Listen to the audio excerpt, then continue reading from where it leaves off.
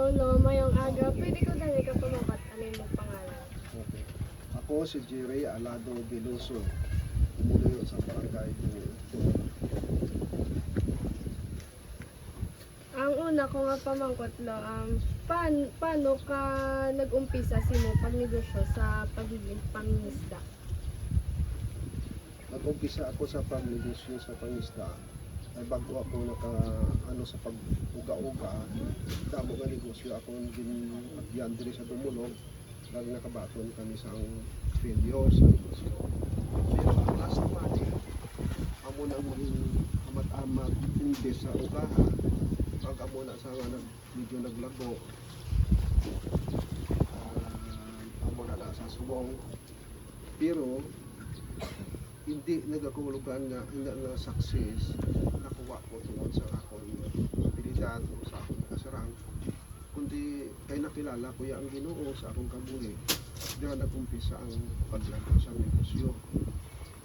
Kaysa una, kapabugal ako nga mayagid ako, pero hindi kaya kaya kung bisang ano natin nga bakas, kung hindi kita pagugilan sa Ginoo, hindi nila iyan paghatag sa aton ang pagpakamayo, maging buwan kaliwala niya. So, gaano ka nagali ka dugay nga nagapatakpusin mo ang negosyo sa pagiging pangingisda? More or less siguro years na siguro. Ano, naman ang pagiging pangingisda imong pili? Siyempre ginpili ko ini kay taga Dumulog ako, ang pangita natin pagpangisda. Isang una, nakakuan man kami sining panagat ng palupad, nadako ang kapital, pero failure ako dito. Sa the same time, nagakuan ako sa fishing boat, ang amon pagbulat, continuous na saya. Tapos nagpunta ako sa palupad, nag-shift naman ako sa likos. Nagtalikos kami sa 4 kabilog. Galing problemado gid ako sa tao. Give up ko man ato. Ang bularan niya, continuous na siya. Doon mo na ang nagka-sustain sa akon, sa akon mga failure sa fishing. Pagkasubong, amo na ni, padayon ko lang yung pag-dried fish, kay amo ni gid ang naging source ng tanan. Ang ano nga mga isda ang imo ginabaligya tay? Sa subo nga panahon, kaysa nag-start ako ya, ang amo na ginapanggit ya, tabagak, palakason, subong, daw hindi na sila po ang tabagak, kay kung ang tabagak daw nadula na balang iya nga, ang iya nga production sa kape sa City, nag-ship ako sa tuloy. Amo na tuloy sudyan ang amo niya, ang source ng among pagbukat. Pero bago ka magsulod sa ini nga mga negosyo, ano man nga mga problema or mga na-experience mo before ka sa pagiging pangingisda mo pala tayo? Amo na gani nga kay ang amon kabuhi sa una dito kuya naka-asawa sa Manila.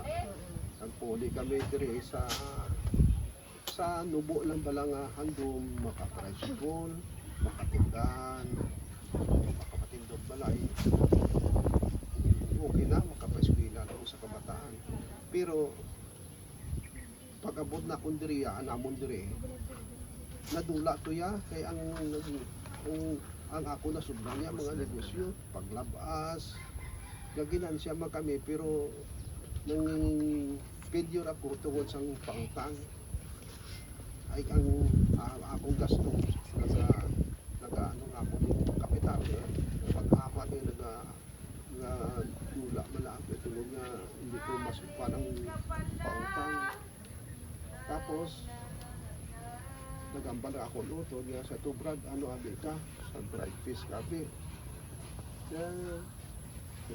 sa dried naman ako magbulad naman kaya di kapag di naman manugbulad man na bankrupt man ako kaya tungkol sa red tide ay ang akong partner wala inom, wala sugal, wala babae, bankrupt man.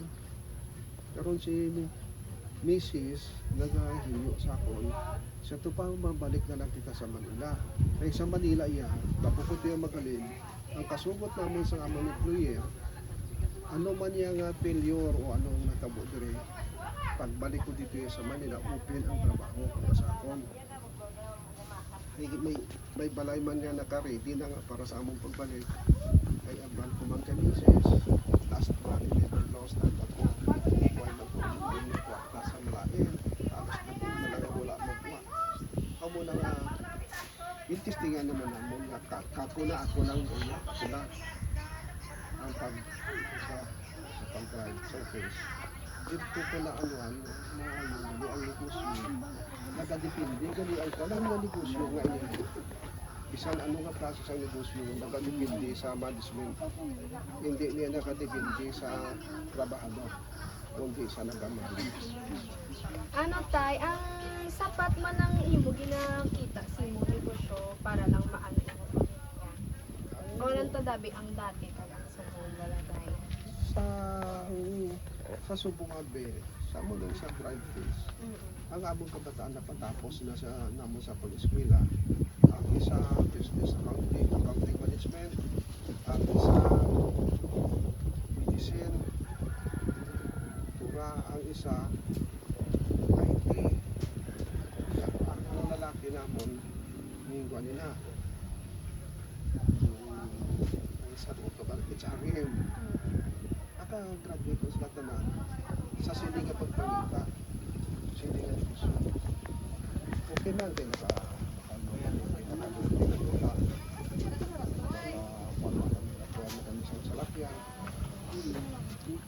balay, okay lang. Sa Subong, medyo laylo-laylo na ang negosyo. Hindi naman kami. At least yan, nakaagin na kami sa mga bungaya na po. May ano man